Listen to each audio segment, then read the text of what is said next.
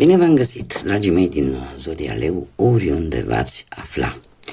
Bine ați venit tuturor pe canalul meu Tarot Flor de Lot. Numele meu este Nina, pentru cei care nu mă cunosc, și ca de obicei mă bucur să vă am alături atât pe dragii mei abonați, cum de asemenea și pe cei care poate sunteți pentru prima oară aici pe canal.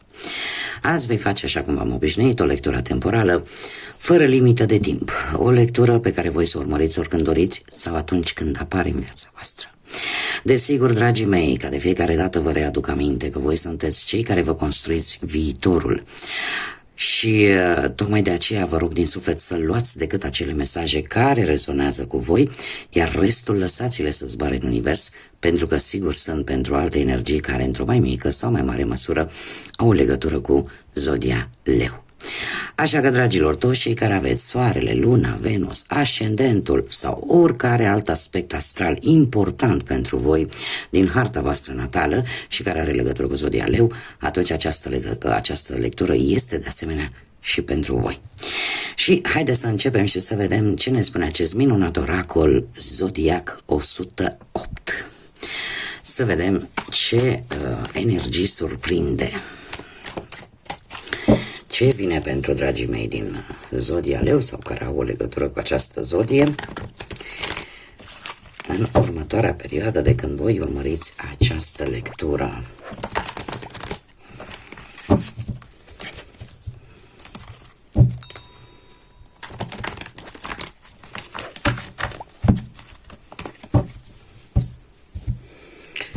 Să vedem.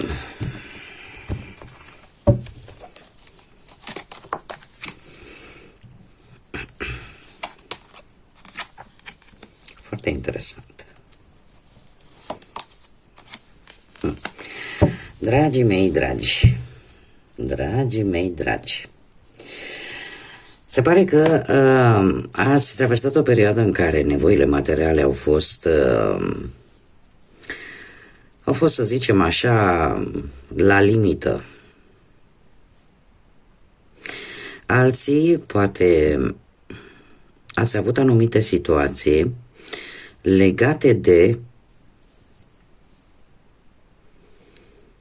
un aspect probabil al sănătății care are legătură cu sângele, unii dintre voi. Alții, în schimb, ceva situații cu anumite legături de sânge, da? Asta poate să fie vorba despre ceva din familie. Cert este că cumva lucrurile astea s-au, orică s-au rezolvat într-un mod fericit, orică dorința voastră de viață, dorința voastră, energia de fapt care vă caracterizează, mai ales că știm cu toții, Zodia Leu este influențată de către soare, este sub guvernarea soarelui, cumva v-a făcut să găsiți ori resurse, v-a făcut să mergeți înainte, v-a făcut să îmbunătățiți aceste probabil carențe prin care unii dintre voi ați trecut, ați găsit acea vitalitate, ați găsit acel surplus de energie care să vă ajute. Și în felul ăsta, ce a fost nociv, pentru că vedem foarte bine, avem cifra 6 care ne vorbește de o armonie, dar cum? O armonie în care ce nu mai folosește, ce este toxic, ce este nociv, efectiv se distruge și lasă loc noului, lasă loc unor noi construcții, indiferent că acestea sunt la nivel spiritual sau pur și simplu la nivel terenal. De asemenea, vedem foarte bine aici, avem Zodia Fecioară, care vine cu anumite caracteristici pe care probabil că unii dintre voi, mai ales cei care poate aveți, nu știu, ascendentul, poate în Fecioară sau planete importante în această zodie, cert este că ați fost mult mai atenți la detalii, nu ați mai lăsat ca lucrurile să treacă așa, fără să fie observate sau fără să fie sub punctul vostru critic de observație, ați acordat mai multă atenție pe un anumit lucru, pe un anumit studiu, pe o anumită situație care pe voi v-a preocupat și lucrul ăsta v-a ajutat. În următoarea perioadă, sau cel puțin în prezent, avem un 8 și Zodia Rac. Faptul că avem Avem acest număr 8, asta îmi vorbește de o ordine cosmică. De asemenea, cum cei care deja mă urmăriți de ceva vreme, știți că 8 are o conotație karmică foarte importantă și de asemenea ne vorbește de liberul arbitru, de posibilitatea de a alege. Probabil că chiar în acest moment o schimbare foarte importantă are loc în viața voastră. Iar faptul că avem zodia Rac, mie asta îmi sugerează de fapt faptul că e posibil să aibă legătură cu familia sau să aibă legătură cu cineva drag sau să aibă legătură cu ceva ce pentru voi este important. Și din câte vedem aici și cartea în sine, mesajul în sine ne vorbește de hrănirea acelor resurse sociale. Asta ce înseamnă? Faptul că sunteți mult mai conștiincioși în ceea ce privește lucrurile care într-adevăr au o valoare în viața voastră. Lucrurile e ca și cum încerci să vezi mult mai profund o anumită situație, o anumită persoană, o anumită relație, ceea ce pe voi vă interesează, dar o vedeți într-un mod mult mai intens și mult mai atent. Am avut o mică întrerupere, sunt înapoi cu voi, deci, cum am mai spus, prezentul are o încărcătură mult mai conștiincioasă, o percepție a lucrurilor mult mai profundă și unii dintre voi chiar puteți să observați anumite rețineri din partea unor persoane din cercul vostru restrâns, care o să vă ridice probabil niște semne de întrebare și o să vă facă să vă uitați un pic mai atent la anumite aspecte, la anumite lucruri. Următoarea perioadă. Avem numărul 9, avem zodia Balanță, care ne vorbește de un echilibru și de faptul că ceva se fructifică, ceva se realizează. Ai o satisfacție, vei avea o satisfacție în urma unei realizări. Acum, poate să fie la nivel sentimental pentru unii. Poate să fie la nivel personal, ceva pentru voi. Cumva lucrurile parcă se vor face într-o manieră mult mai corectă, mult mai dreaptă, iar voi veți avea un motiv să celebrați, veți avea un motiv să vă simțiți bine, să vă simțiți bucuroși și să fiți așa, precum atunci când savurezi o ciocolată bună. Faptul că avem și zodia Balanță aici, asta îmi indică faptul că există acea necesitate în voi de a avea un echilibru și se pare că cel puțin pentru anumite situații care sunt de interesul vostru, lucrul acesta se va întâmpla. De ce? Pentru că pur și simplu, unii dintre voi poate veți acorda mai multă atenție relației, alții veți căuta o anumită armonie în anumite situații și lucrurile astea nu vor face altceva decât să vă aducă o stare de bine. Pur și simplu, poate că unii dintre voi vă veți trata pe voi într-o manieră așa mai selectivă, într-o manieră mai pe placul vostru, așa cum vă place vouă. Vă veți răsfăța, poate unii dintre voi. Haideți să vedem ce ne spune tarotul pentru dragii mei din Leu pentru următoarea perioadă de când voi urmăriți această lectură.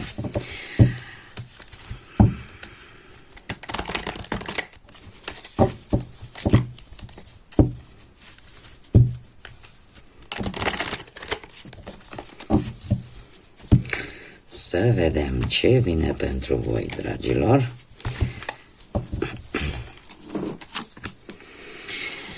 Dragii mei dragi, avem un cavaler de cupe. Cineva aici se îndrăgostește. Un cavaler de cupe, nu știu dacă zodiile de apă vă spun ceva, Rac, Pești, Scorpion, dar acest cavaler de cupe este mesagerul dragostei. Ori voi, ori altcineva este îndrăgostit. E posibil ca unii dintre voi, așa la modul general, veți lua o decizie cu intuiția. cumva parcă nu vă mai folosiți de logică, vă lăsați așa purtați de acea voce interioară și veți face posibil o alegere reușită, paradoxal, nefolosindu-vă logica. Cum de asemenea e vorba de o persoană specială care se pare că vă va face o invitație, care pentru unii această invitație poate fi începutul unei relații profunde, iar pentru alții dintre voi, mare atenție că e posibil ca de curând să fie avut un vis care să vă ajute să rezolvați o anumită problemă, să vă aducă cumva, să fie soluția unei anumite probleme care pe voi vă frământă. Nu pentru toată lumea, dar pentru unii poate rezona acest mesaj. Dacă vorbim de muncă, se pare că sunt niște proiecte în curs care evoluează, e adevărat, nu merg așa cu viteza luminii, cum v-ar place vouă, dar ele merg încet și sigur. Există posibilitatea unei avansări pentru unii dintre voi, pentru alții care sunt în căutarea unui job, e posibil să vă fi hotărât deja, poate chiar cu acele oferte care sunt destul de ferme, destul de avantajoase pentru voi. Dacă vorbim de bănuți și ați avut ceva probleme cu banii, se pare că ele se vor rezolva curând, dacă nu deja s-au și rezolvat. Iar dacă vorbim de viața sentimentală, așa cum am mai spus, o invitație pentru cei singurei, sunt mari șanse să apară cineva așa care să vă dea un pic peste cap lumea, iar de asemenea pentru cei care sunteți deja într-o relație, se pare că conexiunea este una solidă, cu multe sentimente, care merge către viitor și e posibil chiar să se anunțe pentru unii dintre voi o căsătorie cât de curând. Haideți să vedem acum ce nu prea este în favoarea voastră. Foarte interesant. Foarte interesant ce avem aici. Haideți să vedem.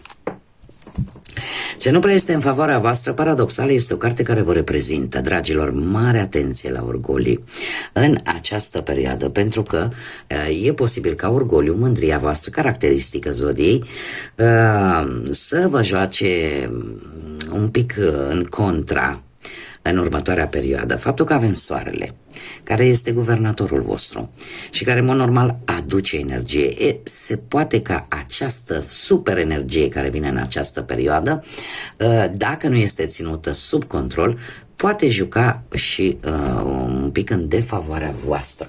Soarele, în general, este o carte foarte pozitivă, ceva care îți schimbă viața, dar, într-un mod pozitiv, desigur, dar cumva încercați să vă echilibrați această energie, pentru că de multe ori există o extremă în care ar trebui să evitați să nu cădeți. Eu nu vreau să vă spun, vorbesc la modul general, voi știți foarte bine și știți că fiecare zodie are și ea părțile ei, atât pozitive cât și negative. Cele negative apar în momentul în care există un dezechilibru. Iar cum avem cartea Soarelui pe o poziție negativă, chiar dacă ea este o carte pozitivă, ne spune că, știi, în momentul în care un orgoliu este prea mare, o extravaganță este prea mare, adică lucrurile care în mod normal pentru voi sunt foarte pozitive, dar duse la extrem, pot juca în defavoarea voastră. Da? Așa că în mare parte aveți mare grijă la orgolii, la mândrie, la mai ales pentru cei care simțiți voi că nu prea sau simțiți pur și simplu, poate că nici măcar nu e real ceea ce simțiți voi, că nu ați fi iubiți, de exemplu, deveniți un pic egocentriști și în momentul ăla parcă nu mai vă pasă de ceilalți. E posibil și acest lucru. Am dat un exemplu. În schimb, ce este în favoarea voastră, dragii mei?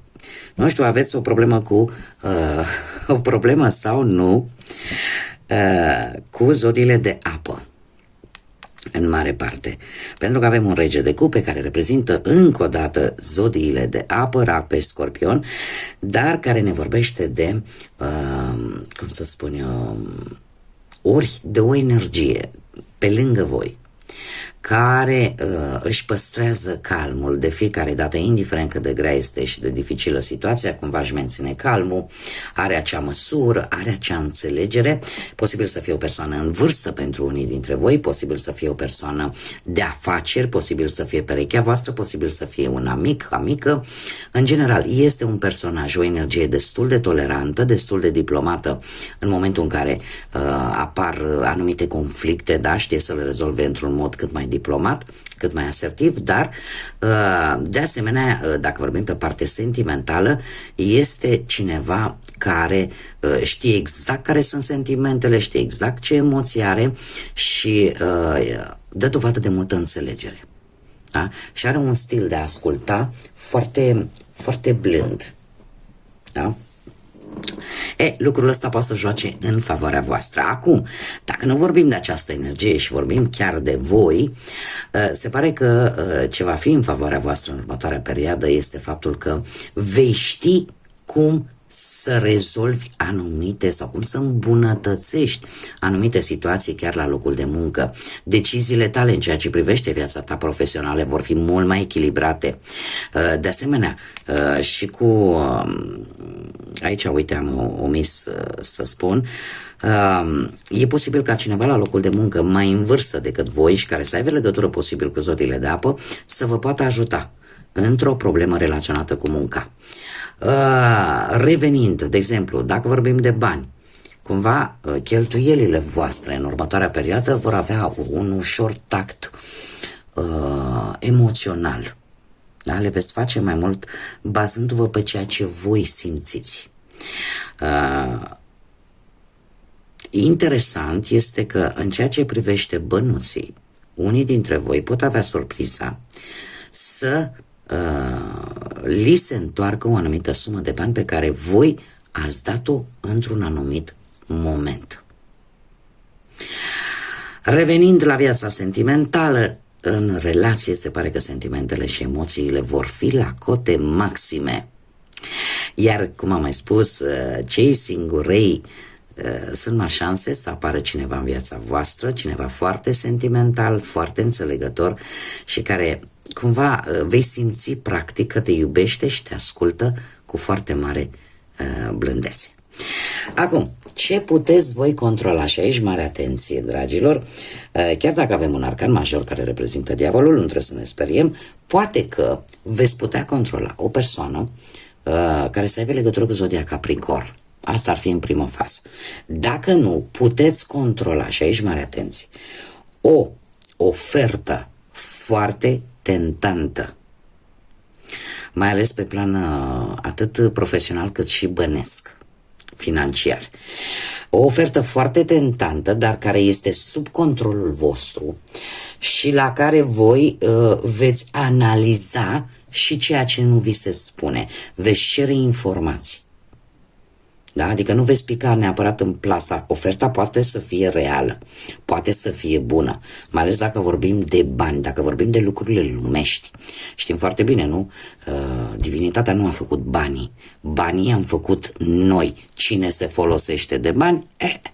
Ce să vezi? Partea negativă din punct de vedere spiritual. Da? Banul știți cum e ochiul ăluia.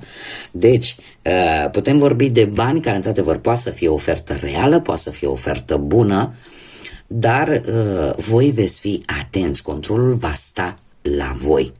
Și veți ști să cereți informații suplimentare, veți ști cumva cum să manevrați această situație.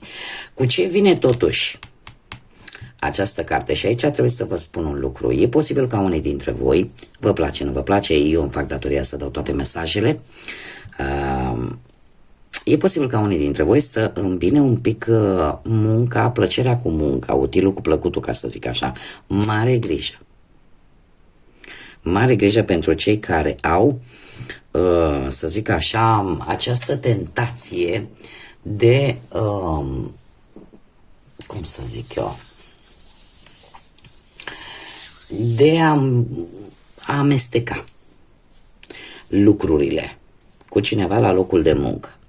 Cum de asemenea, cei singurei e posibil să fiți în următoarea perioadă atrași de o anumită energie, de o anumită persoană, dar mai mult pe parte sexuală, mai mult pe parte intimă și nu neapărat pe parte sentimentală, ca să zic așa. Să apară cineva care să vă atragă din punctul ăsta de vedere chimic. Ce ar mai fi de spus și important, zic eu, pentru cei care sunteți totuși într-o relație, următoarea perioadă va fi o perioadă foarte pasională. Va exista o atracție, un sex appeal așa foarte puternic, o senzualitate foarte puternică și mare grijă, pentru că asta poate duce la anumite instabilități. De ce? Pentru că apare gelozia. Dar se pare că controlul stă la voi. În schimb, ce nu puteți voi controla? Și avem un paj de bâte. Dragilor, aici este foarte simplu, ca să zic așa, vă poate reprezenta foarte bine pe voi. De ce? Chiar dacă este o energie tânără și în general ne vorbește de persoane foarte tinere, deci putem vorbi în prima fază ce nu puteți controla, ce poate face, ce poate gândi o persoană tânără. La fel, care să aibă legătură cu zodiile de foc, la fel ca și voi, berbec, leu, săgetător. Și care, în general, este un personaj, cum să spun eu, care vine cu o perioadă de schimbare în viața unora dintre voi. Voi puteți face o descoperire importantă vis-a-vis de această persoană. Și în felul ăsta veți afla cum trebuie să acționați, dar nu veți deține controlul. Nu știu dacă mă fac destul de înțeleasă. Deci veți afla niște lucruri, dar controlul cumva îl va deține această persoană, această energie.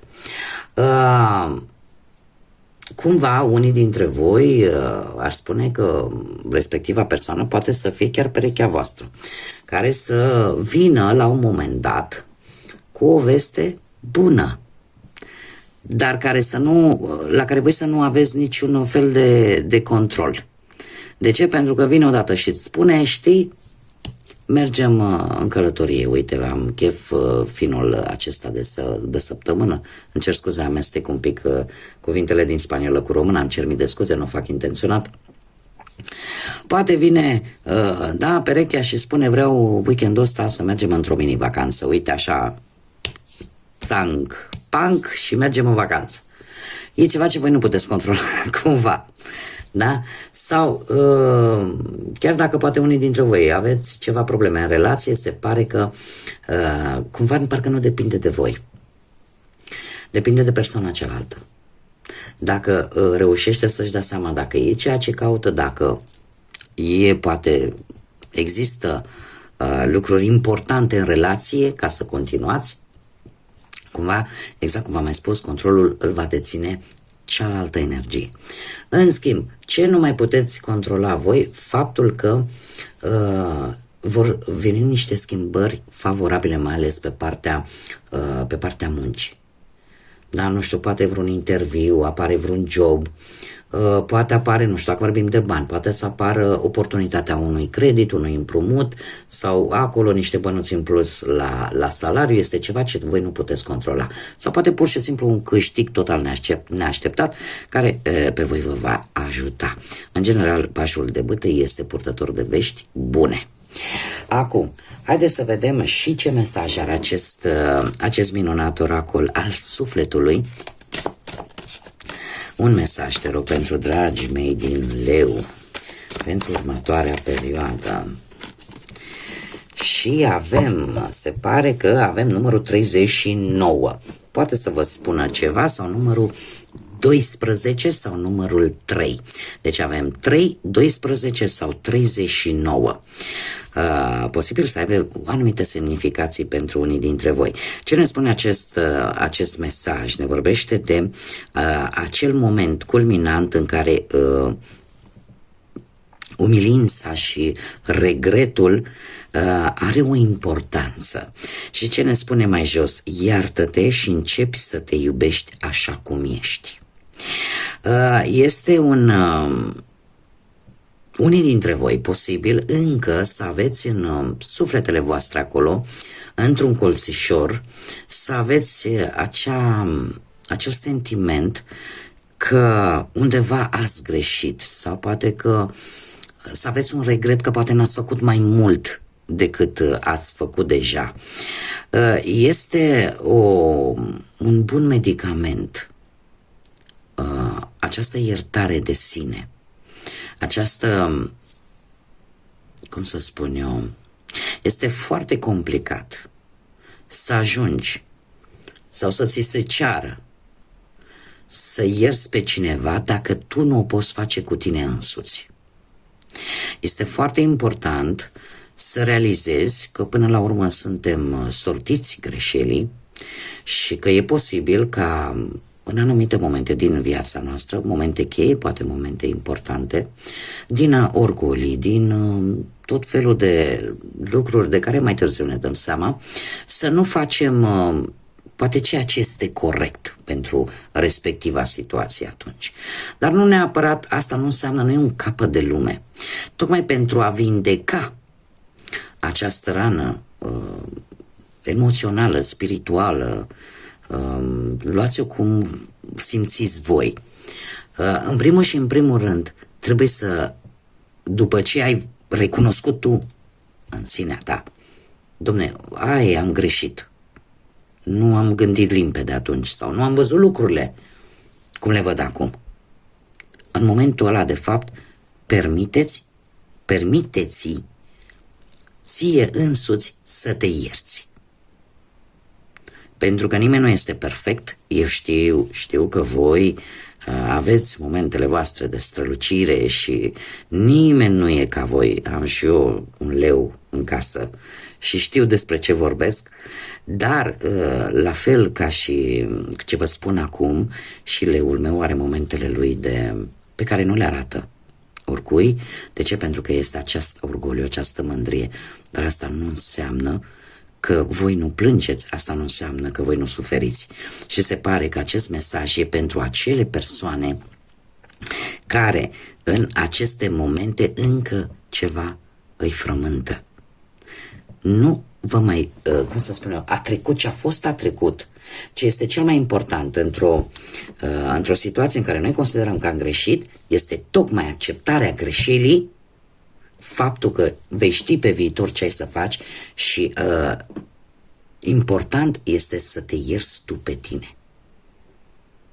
Dacă reușești să faci lucrul ăsta și să te accepti așa cum ești, cu bune și cu rele, pentru că fiecare suntem unici și autentici în felul nostru de a fi, atâta timp cât din secunda 2 în care ai realizat lucrul acesta și spui, uite, lucrul ăsta nu-l mai repet pentru că uite prin ce trec, este de fapt încă un strop de înțelepciune care se adaugă la cartea vieții voastre, la acest drum care se numește viață.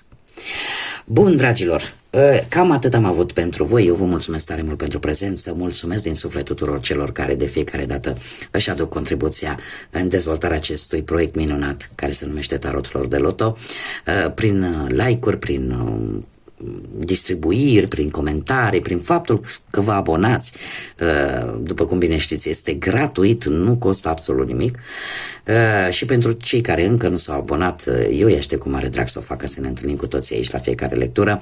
Mii de mulțumiri tuturor, iar până data viitoare când ne vom reîntâlni, eu vă doresc multă înțelepciune, multă lumină și numai bine, dragilor, și ca de obicei să fiți iubiți.